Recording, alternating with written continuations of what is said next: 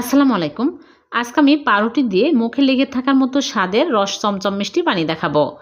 কয়েক পিস পাউরুটি আমি সাইডের অংশগুলো কেটে ছোট ছোট টুকরো করে নিচ্ছি। তারপর চুলায় প্যান বসিয়ে 1.5 কাপ লিকুইড দুধ দিয়ে বলক তুলে পাউরুটিগুলো দিয়ে দিচ্ছি। আর সুজি 1 টেবিল চামচ দিয়ে নেড়েচেড়ে আমি ডো বানিয়ে নিব।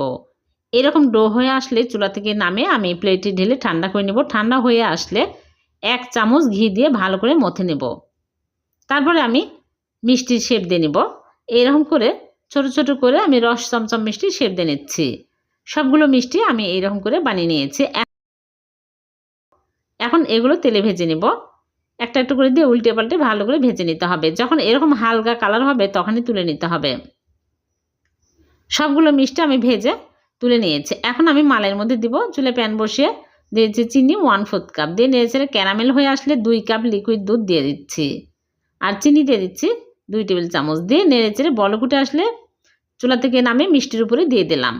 হয়ে গেল ভীষণ সুস্বাদু রস চমচম মিষ্টি। এভাবে বানিয়ে দেখবেন। পাউরুটির মিষ্টি খেতে কিন্তু দারুণ মজার হয়। ভালো লাগলে